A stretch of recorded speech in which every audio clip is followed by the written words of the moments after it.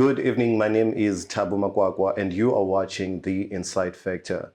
Tonight, we have a man here, a very special guest. Of course, you may not have heard about him before, you may not know him, but to us, his name is Zola Maziyane. Zola Maziyane is from the Eastern Cape, and this is a man who will be talking to us tonight about a man called Padima Fakula. Mr. Maziyane, I don't want to be explaining a lot of things because I believe today you are here to actually take us through the process and, allow the people, the nation to know as to what exactly is happening. Yes. Why are you on Insight Factor today? Thank you very much for this opportunity. I've been already introduced, but I can further introduce myself to say, look, although perhaps others cannot know me, but some who have been in the ANC for a long time know me very well. I've been in the movement for more than 35 years now. And I worked for MK under the leadership of Comrade Chris and the late Ngalagata. I worked with many other leaders, including President Zuma. And I've been at NUM. I worked with NUM a lot while I was working in the mines. And that is why, therefore, I am here, because I've been approached by the Fukula family, who happen to be members of Ex-Mine Workers Union, the union that I'm leading. And you're currently president of that union? Of that union, yes, and also Social Workers Union. Okay. I'm approached by this family because they're experiencing some problem. Let me take you back a little bit. On the 30th of March,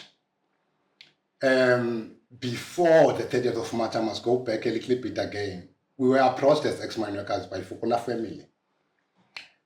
Apparently, they had a problem with their son, who was actually willing to report a certain matter to the police. But that is Padima Fakula. Padima Fakula, yes. Okay. But apparently the police were resisting to do that, to help him in East London. And so they decided to approach us as a union to assist in this regard. Remember, I'm a social worker by profession. It is also my responsibility to assist the community, giving them awareness about other issues that affect them as society. Now they came to us. Fukula is also a local organizer for our union, Padima, Ex-Mine Workers Union, in the area of East London. Now they reported to us that this matter has been reported to the police, but the police are resisting, and the other police officer told Padima to leave this thing, because this is not going to work. He cannot be able to lay charges against big people like Oscar Mabuyane and Chief Justice Zondo.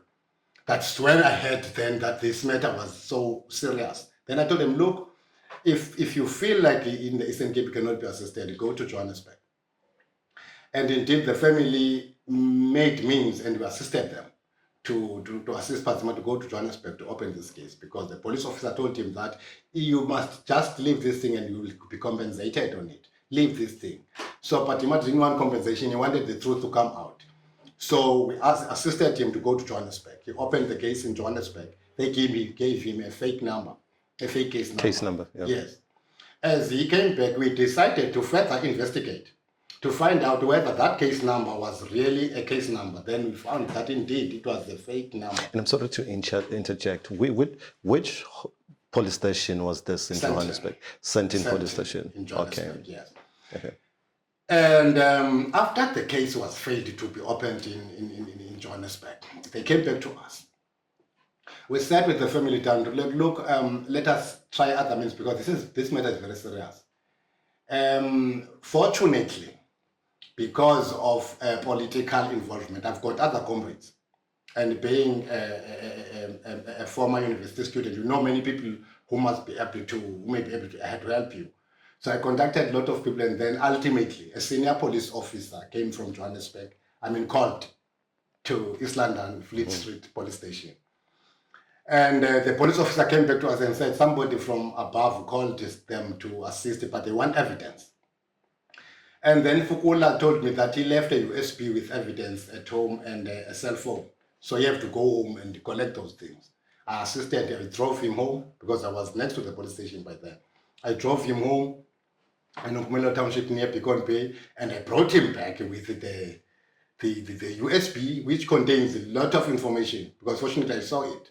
I saw some of the contents, where Whitey, or we called him Whitey, this guy, YT is Patima Fukula. Fukula they are enjoying themselves. In the picture there is Maziyane in the picture. There are other people who are enjoying with him.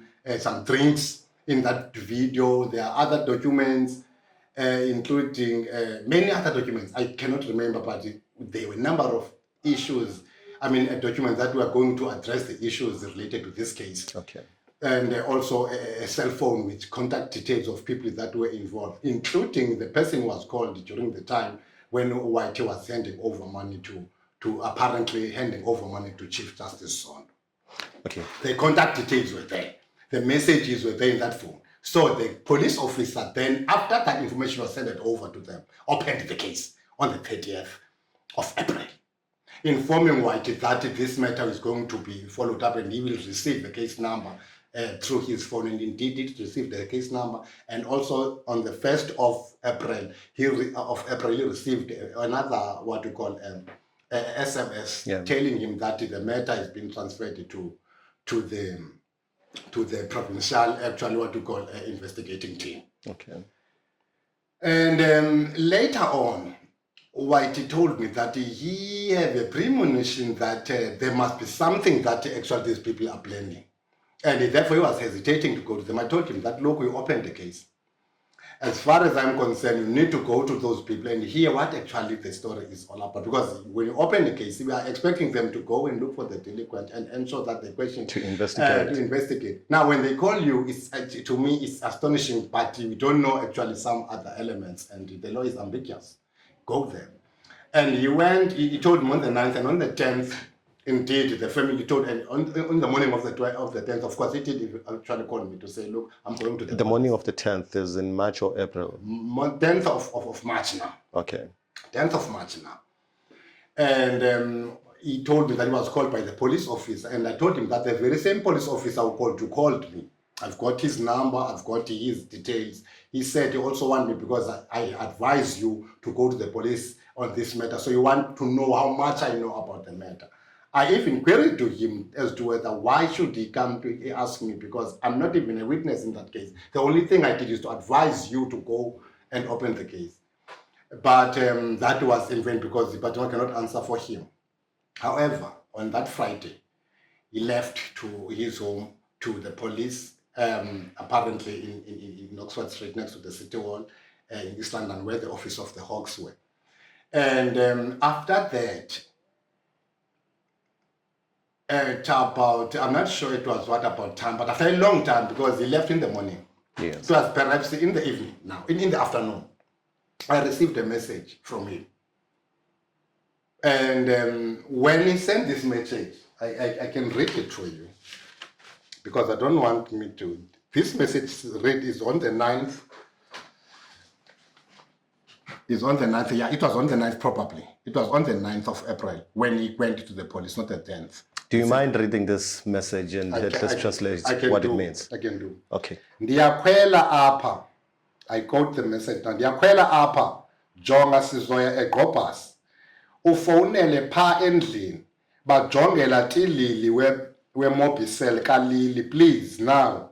Ezibharu zisebenzela uOscar. And now I'm about to die. I responded to the message, if you can see here. I said, Asinotete, it was 17:59. Mm-hmm. And the message came in at 17:38. I responded to him, Asinotete phone it, because I was worried now, becoming concerned. So for those who do not understand isiXhosa, this message is read as follows, as I read in Xhosa. Mm-hmm. I'm boarding now. Here, look, we are going to Gobhasi. Gobhasi is an Mpumelelo township next to Beacon Bay, East London. Please call at my home. They must look for a small phone, that is a small phone that belongs to my niece. These morons are working for Oscar, and now I'm about to die. That is the Premier of the Eastern Cape, Oscar Mabuya. That is the Premier of the Eastern Cape, Oscar Mabuya. And you responded? I responded, can't we talk over the phone? And you can see not even today, I didn't receive any response from him. This is Patima, this is his phone. So what do you think happened to him? I don't want to put myself into a contradictory position by guessing what might the police did to him. But as far as I am concerned, after I saw the evidence and after I spoke to the guys who came to me here in Durban who claimed to be from the intelligence unit, because they approached me after Fugula has disappeared a long time, and then I came to Durban for my union affairs because we are recruiting social workers all over the country. As I was sitting in the hotel, I received a call and somebody called me and I went outside. On my arrival outside in that gate was a Mercedes-Benz, a blue Mercedes-Benz, with three occupants. The other guy told me that, are you Mr. Maziyane? I told him, yes, I'm Mr. Maziyane. He said, no, look, come inside. I went inside. He told me that he showed me a document with the signature of a judge from the Grahamstown court that is authorizing them to question me about anything related to this case. And I asked for a copy. They said they will give me the copy because they didn't give me a copy of the order of the judge because I wanted to make sure that I got that information. They took me from here in Durban to Eastern Cape. Or you drove with them to Eastern Cape? They took me from here. Okay. I left the car that I hired here in Durban. I drove with their car to Eastern Cape. It was on the 14th of this month. And then on the 15th, on our arrival, it was the 14th night. In our arrival in Rusten, in East London, I was told that no, I'm not actually a delinquent or something, but they asked for this order from the judge so that I can be compelled to answer some questions as a person who advised the Patima Fugula to open the case. As to how much I know about the case, I told them, no, I know nothing about the case. The person who opened the case is Patima Fugula. The family of Patima Fugula is still looking for him. And now that is the reason why I'm even astonished why you come to me. They said, no, we think you can assist because the Patima disappeared and we suspect that you may have information about him because you are the one who advised him to open the case. I told them, no, I know nothing about his whereabouts, and the only thing I understand is that the family asked us as a union to assist in searching for him. And that is what actually I'm prepared to do. So they questioned me about the press conference that I organized. And you organized this press conference on the 19th of April. Yes. What were you hoping for in terms of, this conference, and how did it go about? My objective, the conference was snapped. I was snapped by the media because on the eve of the conference, I received a private call from somebody who told me that the National Executive Committee of the ANC is warning me to stop that press conference. I must not continue with that thing tomorrow. They are aware that actually I'm planning to do this, and this is not necessarily a question of sabotaging the organization, but it's the betrayal of the struggle. This person didn't introduce himself to me, but I knew exactly why they were doing that, because the truth was coming out. Do you perhaps recognize the voice of the person that was calling you? Probably no, it's strange voice because I didn't recognize the voice, and it was a private mic. I still have that number in my phone. I didn't recognize the voice, and I don't want to predict as to whether who was, but he's a member of the ANC, obviously, and he was used by certain people who want this matter to remain actually unattended. So probably what I wanted to achieve when I went to the press conference, my objective was to assist the family or the Fugula family to receive a necessary support from the people of South Africa to be able to understand that we are all together in the disappearance of their child. And what their child did actually was very much important in terms of our political and legal situation in our country. So we needed that information. So I encourage them to be strong, and I'm going to take actually some steps against actually these evil forces. That's why I wanted this press conference to express the concern of the people of Fukula, the Fukula family, and also to ask the people of South Africa to come up and call for the returning of Fukula, that they must bring back Fukula, they must investigate the case against the delinquent and make sure that actually at least the necessary action is taken. The evidence that Fukula presented there was sufficient for them to investigate the matter and take the matter into book, and the necessary people to bring the necessary people into book. So you have also alleged that at the time when Fukula was called, I mean, he went to the police station. When he went to the police station, he was then sent back home, and you accompanied him to I go did indeed. and fetch the evidence that was left behind. Yes, there was. So after that incident, when you drove back to the police station, what happened to the cell phone and the memory stick, which you claimed that it contained a lot of information? No. The police officer, fortunately, look at the evidence, opened the case. Apparently, I don't know whether he made or she made copies of the evidence that was brought by Fukula. But probably after he brought the evidence, the case was opened, because then the evidence was overwhelming. So they were satisfied that satisfied that the case can be opened now because there was the necessary evidence. And where is this memory stick and cell phone today? Is with Fukula, because when he left the police station, he left with them. And when he left the previous day, he asked me even to take the evidence. I said, take the evidence with you, because these people must see actually this is reality. Take the evidence with you. Go to them.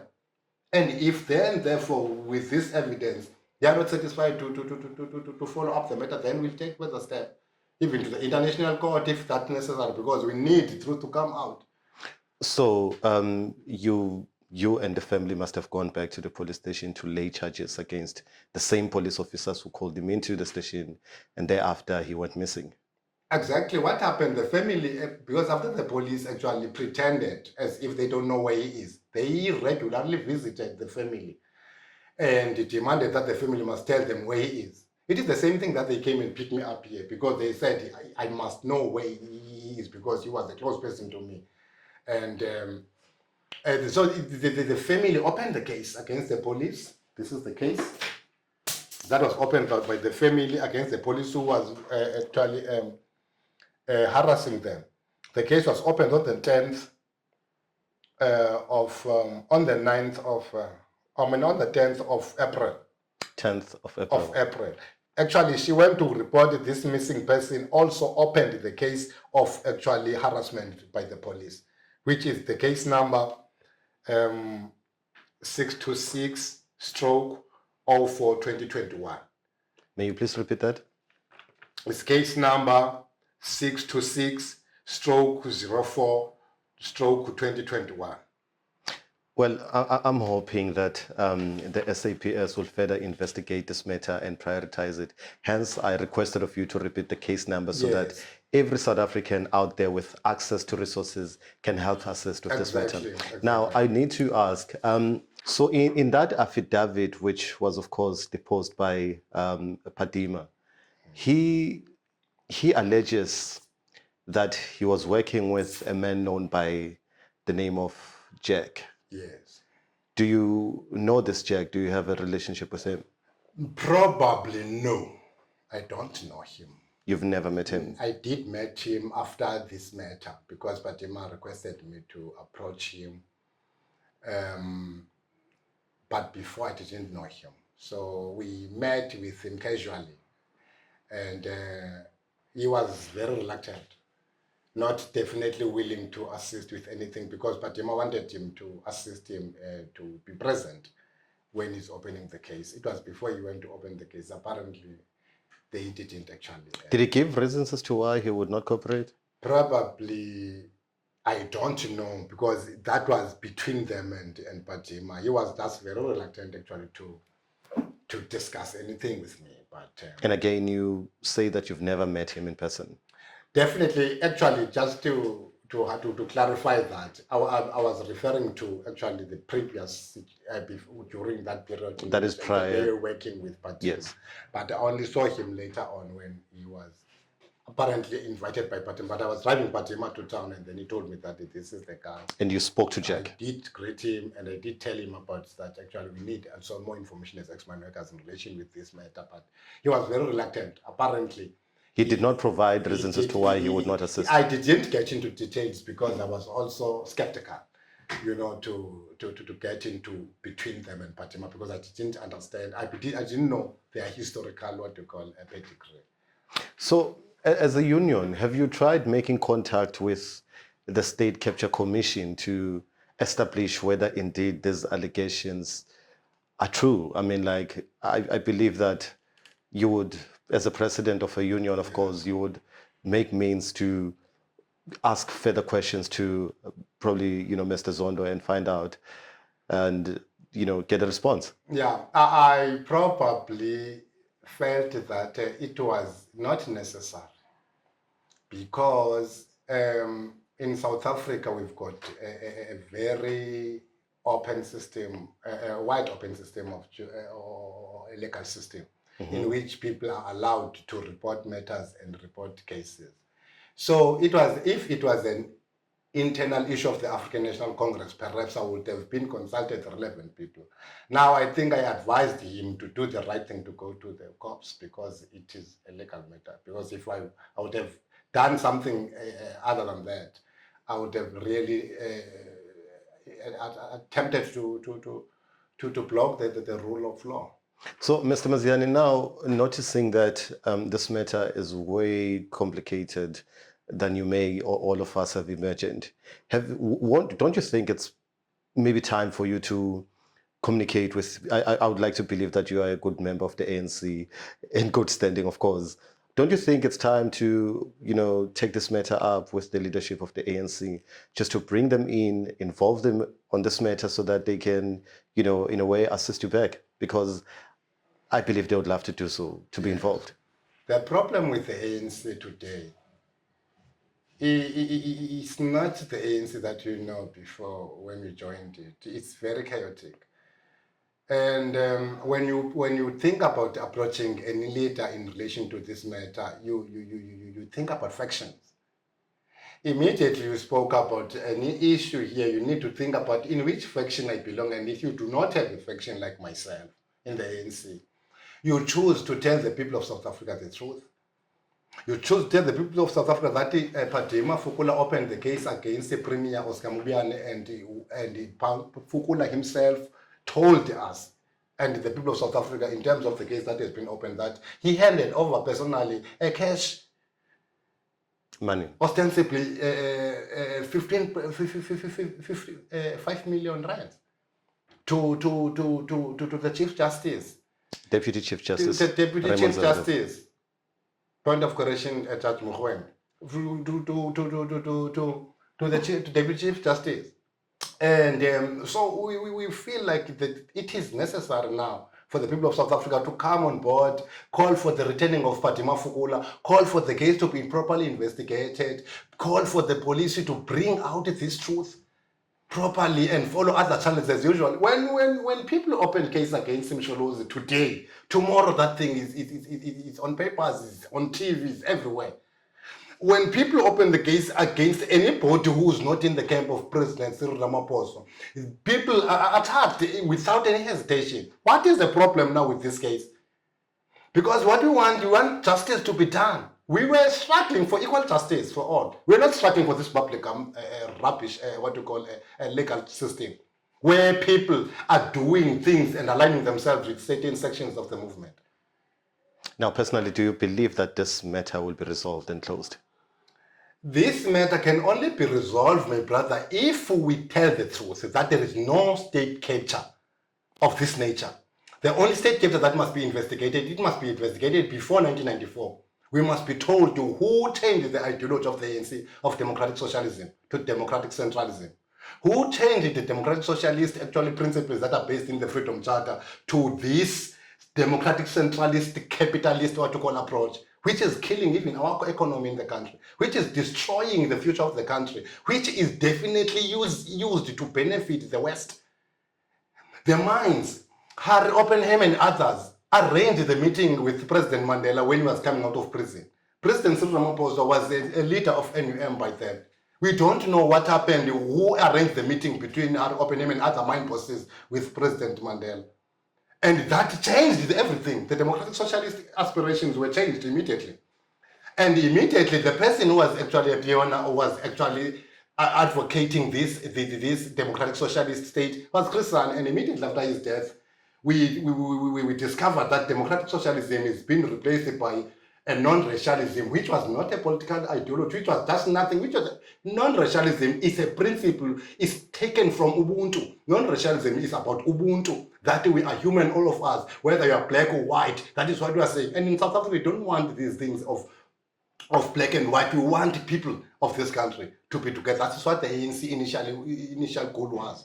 So, Mr. Maziyane, noting that they may not be, I mean, like, of course, you have expressed your doubts in terms of our legal processes in the country, the judiciary in particular. Yes. As a union, what steps are you going to take moving forward? What are you going to do to ensure that there is justice for what happened to Patima Fakula? Our position is very clear.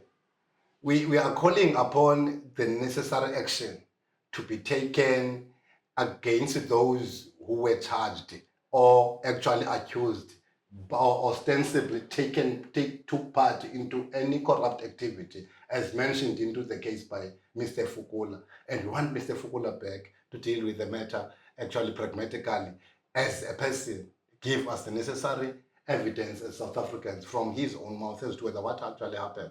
He must not be hidden. He must not be hidden. He must be brought up to the light. Let them bring him back. Well, ladies and gentlemen, if you have just joined us now, this is the Inside Factor. We're having an exclusive interview here with the ex-Union of Mine Workers, Mr. Zola Maziyane. Now, Mr. Zola Maziyane, would you, for those who do not know what is really contained on that affidavit, which was, of course, written by Patima, can you just take us through as to what exactly is on that affidavit? Okay. What does it speak to? What precisely appeared in that affidavit was that Mr. Fukula alleges that on a particular date, around 2017 or 2016, I'm not sure, he was approached by a guy by Jack who was working with him already, that they've got a business to do. Because remember, Mr. Fukula stated that in that affidavit that he was working for Oscar Mabuyane, who was the Premier of the Eastern Cape, to bribe branches, must put it that way, who were supporting the NDZ campaign. Yes, to join the CR17 campaign, which was very wealthy and rich at the time. So Fukula was also given 10,000 rand, apparently, in that, according to the affidavit, to motivate him to participate in that process. So who gave him this 10,000 rand? Is Jack, apparently, from, I don't know whether it's Jack or whoever, but I don't want to get into that detail of the affidavit, but I want just to highlight issues that actually I remember in the affidavit, including the fact that he personally later on, he went to Mthatha and other areas to bribe branches, even in KZN. But now this particular case was in Rustenburg, apparently. It's where he went into Rustenburg with Jack. And on their arrival in that place, you find that Gwede Mantashe was there, a certain white man also was there with a book of Australia mining, was also in that meeting. And also Plain Zimande apparently was also sitting in that meeting. The Honorable Minister of Higher Education was also in that meeting.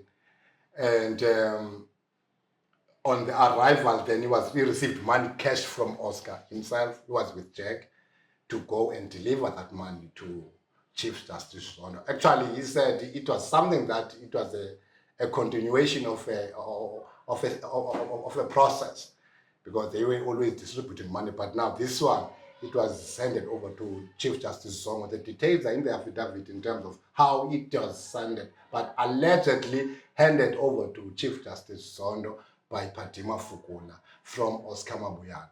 That is the content in the bone of contention in the affidavit. Hence, even in the details of the case, I believe the affidavit is attached there with other relevant, what you call evidence, that the police required before the case was to be opened.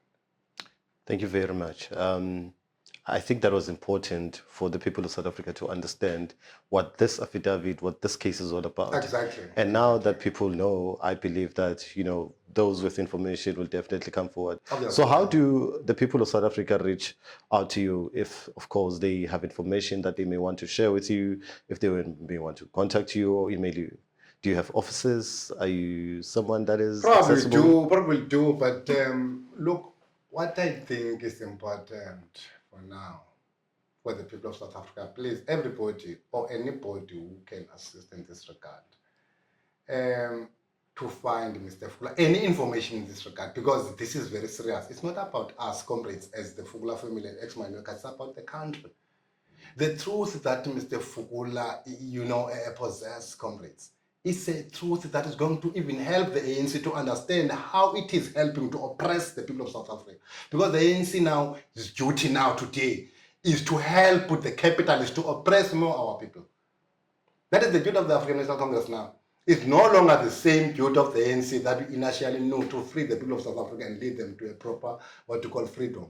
But now they brought us to this actual fake democracy in order to suffocate anybody who's trying to raise his voice against these capitalists. This is not the ANC that actually we wanted, comrades. This ANC must be changed. And all of them in the National Executive Committee must be removed.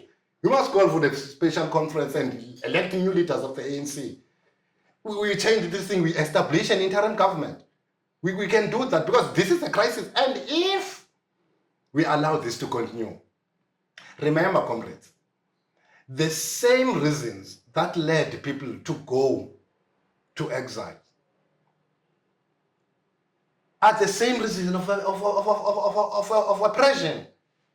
And therefore, this can happen even today, that people will get tired to be abused by the police, to be abused by the judges, to be abused by the legal system of this country, and decide to fight it, as we did fight apartheid. The same way we fought apartheid, it's the same way that we can fight this government.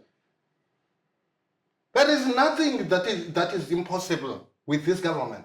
We installed this government. We can be able to make sure that in the very same way that we did when we toppled the apartheid system, we use the same strategies to topple this government. But what we want to do now is Padima Fugula to come back. The ANC members must come out. People of South Africa must come out to call for this particular cruelty to come to an end and bring that boy back and ensure that the delinquent are brought to books and the matter is handled pragmatically, dealt with pragmatically, without favor and fear. That is our position right now. And if that is not happening, comrades, we are going to mobilize members of Umkhonto weSizwe to go and look for Padima. We're going to mobilize them to go and look for Padima. MK members will come out and we don't want that chaos in this country. We don't want that chaos. The police must bring back Padima alive. So if Umkhonto weSizwe was to be mobilized to search for Padima, where would you all start? Where would you look? We'll start with the police. They will tell us where it is. We are not going to search far away. MK members will go straight to the police and say, bring Padima back. That is what we don't like it to happen now. We want to avoid that chaos. Let the police bring back Padima. Don't think MK people are quiet because they are fools. They are watching this space. We know everything that is happening in this country. So, Mr. Maziyane, do you not fear victimization since you're speaking outside the ANC? As a member of the ANC, when we joined this movement, we were told, I crossed the borders at the age of 15 to Lesotho for ANC operations and mission. So I'm not necessarily afraid of true members of the ANC, because true members of the ANC, they know that it is necessary now to tell the truth, and they knew that the truth was necessary. I am also not afraid of those who kill flesh. I'm afraid for people who can kill the soul. So I am optimistic that at least the people of South Africa know the truth, and now Padima will come back, and further than that, this matter will be addressed and dealt with pragmatically, whatever the consequences. Even if I die, but there shall be no peace in this country. even those who will be leading my destruction. When they return home, they will find their own walls fallen apart. I am not afraid of death. They killed Christian. They killed my leader. They killed my mentor. And I cannot be quiet about these things because he trained me to fight for the poor. And therefore, I am prepared to continue to call for Padima's return, to continue to call for calm in the ANC. Now, Mr. Zola Maziyane, just to summarize this for people to understand out there. So Padima wanted to open a case Yes. at his local police station in the Eastern Cape. Yes. And the police then required of him more evidence. In fact, they rejected him. Is They that correct? rejected him, yes, that's the initial stage. Yes. That's the initial stage. Yes. Then you advised, because Yes. you are, well, you know him, you work with him. Yes. You advised that he goes to Johannesburg. To another province, yes. And in Johannesburg, he arrives in Sandton, Yes. lays the charges. They don't tell him, no, this is outside our jurisdiction. Yes. In fact, they pretended to be opening that case. Exactly. Gave him a wrong case number. Yes. Deliberately. Yes. So he goes back home thinking that the matter is now like in the Yes. hands of the law enforcement agencies. Yes. Now, how did he find out that the case number was wrong? On his arrival home, he approached us to say, look, this is a case that was opened in Johannesburg. And immediately I took the case number and tried to verify it with other people that I know. It was probably a fake because they only got 6 inquiries because they claimed it was an inquiry number. They only got 6 inquiries there, and the 7th inquiry was not there. So definitely the inquiry number was a fake. And you did not verify this with the police? I did actually try to call a certain advocate that I worked with in Johannesburg. And he did also the same verification, and he came back to me to say, no, man, this case was never opened. Okay, so right after having discovered that there were issues with the case number, then he went back again to that police station? No, he didn't go back to Johannesburg now to Sandton. He was already in the Eastern Cape. Yes. Yes. So he goes to the initial police station he went to at the beginning. when he was Definitely, rejected. we decided to go back there, but now with new, strategies, because we're already aware that actually this matter now is becoming very serious, that the police really are reluctant to deal with this matter. So we strategized. We went to the police station and they refused again on the same day. And I managed to get hold of a senior guy who is also in the same department of police, and his influence also didn't work because when he called me back again and said, look, these people want evidence, doc, because this is a very serious matter. So do you think this guy can be able to do that? I said, yes, of course, because he cannot open the case without the necessary evidence. So I approached him. I told him that I spoke to somebody else because I was very concerned as well. So that you must be able to convince the police that indeed Produce the evidence. Because he also spoke to one of the police that side before he came back to me. He said, no, he must bring something, anything that can be approved, because people are lying these days. And what is it that he brought? He brought probably a USB, a cell phone. Yes, it was a USB, a cell phone, and his affidavit. The other affidavit that he had made. So he brought 3 things: his USB, if I'm correct, the cell phone, and also That is the Mobicel cell phone. the other phone. The Mobicel that he used. There's another Mobicel that he used other than that one for this purpose he was doing with these people he mentioned. So yeah, he brought the evidence, and after the evidence was brought to the police, now it's when the police they opened the case, because they were satisfied now that indeed there was this thing that this man was talking about, and then the case was opened. And there is a legit case number. Definitely there's a legit case number after that and everything, and the police officer explained to him that actually he'll receive SMSs to tell him about the case. And indeed later I think on the first, later that day, the same day on the 30th when he opened the case, of March, he got the case number and everything. And then the following day, on the first, or if not the day after, he got also another SMS telling him that the case, very same case that he opened with the police, has been transferred to the provincial investigating team. Right. So at what point did you receive an SMS from Padima, informing you of the danger that he found himself in? It was definitely around 5. Same day. Same day. And on the 10th now. No. The case was opened on the 30th. And then after the case was opened, things became normal. It was quiet until he was called for the appointment on the 9th of April to meet the investigating officer of his case. That is when the whole episode started. Excuse me. On his arrival there, early in the morning, he stayed there. I only received his SMS at about after 5 o'clock. It was 5:38 or something. And then it's when I received his message to say, these morons are working for Oscar and I'm about to die. Okay. Please advise them at home to take out Lily's Mobisa. What is it that he wanted the family to do? He definitely didn't want to give them the evidence. So does the He family wanted to still have give that them evidence? his niece's phone Okay.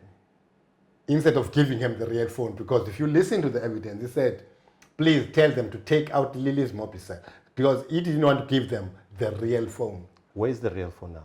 Definitely is with him, or is with them. I don't know what happened. And the family, have you The checked family it out? don't. I didn't ask them because I didn't want to get into the merits of the case with them, because unfortunately my part was to assist for the case to be opened, and then the other integrators then will be dealt with the relevant people. Did he perhaps give you the name of the officers that called him into the police station to question him? Fortunately, the same officer who called Patima is the same officer who called me. Who is this officer? I got his number. I do believe the South Africans deserve to know who this is. I got his number here. Okay, it's fine. You don't have to read out his number, of course. That is the information that we're going to keep. And of course, for those who would need it, they will definitely here's communicate his with you. name. That is Officer Matroso. South African Investigating Officer Matroso, Yes. from this number. Yes. Okay. Yeah. So this officer is at which station again? East London. It's East not an London. office. It's working with Hawks. This guy. Okay. The case was transferred from the SAPS to the Hawks, and now this one is from the Hawks. Is the one who called me. That is why I'm saying the people who came and picked me here in in Durban, I don't mind even if I don't know them, Okay, because just they to- told me about Just to the ensure case. that people understand this. Yeah. So this officer called Padima into the station, Yes. and this is when Padima handed some of the information to him, Exactly. and after that he disappeared Exactly on the 9th. on the 9th On of 9th April. of April. Then after you received a call, Then after, even before, it was not after, it was before, even before Padima went there, the officer called me on the same day that he was sitting with Padima in his office, and he wanted me. He said he was sitting with Padima, if you can read that road. He said he was sitting with Padima in his office, and he wanted also me as a person who was advising Padima. He even questioned whether I'm a doctor, I've got a surgeon or something, because they called me doctor. I said to him, look, that is the name, let us put it that way. And what do you want exactly? He said, you want me to go and testify whether indeed I advised Padima to open the case. I said to him, look, I don't think that is really, understandably, because the guy opened the case with you and then definitely have to follow the necessary, what you call, channels. However, if you want me, I will come. okay. So when I called him, he didn't respond until on the 14th of this month, when I was sitting in my room at the hotel and somebody called me.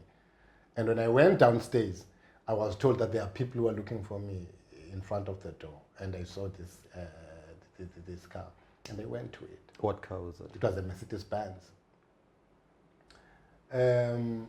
When I went to the car, they showed me a document with a signature of a person who is apparently a judge. So after So I boarded the car, and then I saw the document. They read the document for me, and they said I have to comply with this. And they respect me. They think I'm an educated person. I will comply and all that stuff. So I told them, no, I don't have a problem. and But they drove with you. I asked them, why should I leave? Because I've got my things here, I've got my stuff, I'm working for the social workers union. We've got a meeting with social workers the following day. And that meeting was aborted. I didn't attend that meeting So of social workers union went because with them they took me here from Durban to my home, Eastern Cape. Eastern Cape. Quickly, what happened then? On our arrival at my home, they wanted to confirm whether what actually led Patima to come to me. What was the reason why I was so special for him to come to me and approach me? I told them that I'm a leader of Ex-Mine Workers Union. I'm a leader of Social Workers Union. These people who are members of our union, in terms of our union constitution, depends on us on anything in terms of their life as social workers and also leaders of social Ex-Mine Workers Union. So they came to us for advice. Yes. That is what the reason. How can you prove that this Patima was your member of the union? That is when I took my laptop. You took your laptop Took from my your laptop. house. Yes, exactly. I brought it to them because they were sitting in the car, remember. This interview is not happening in the office. It's in the car.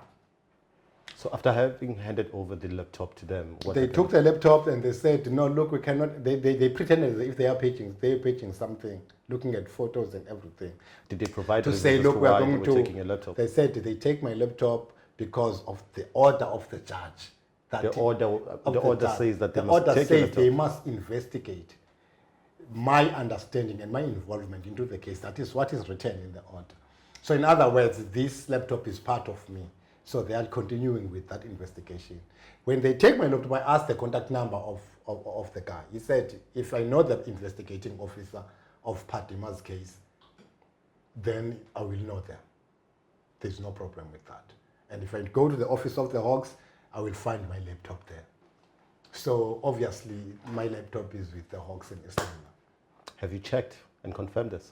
It was not necessary now because I'm still astonished, very much perplexed about this kind of circus of justice system. I'm just pretty honestly confused as to whether what is actually happening in this country. This is not the way things should be. So I decided not to waste my time, because those people were bullies. That's what I noticed with them. They were bullies. Did you They fear were for your life They at were the time? provocational. Did you fear for your life? Of course I did, but with the courage that I have of the previous experiences in the struggle, I said, no, it's fine. If this is the time, then let my dogs eat me, because then if I'm killed by the members of the ANC, people who have been in the struggle with myself, why should I worry? How do you sleep at night after having gone I through don't this? really sleep because of Patima Fukula. Do you know these people, every day they call me, anything new, anything new. And I'm feeling like, I'm not myself. I can't sleep. I can't sleep, my brother.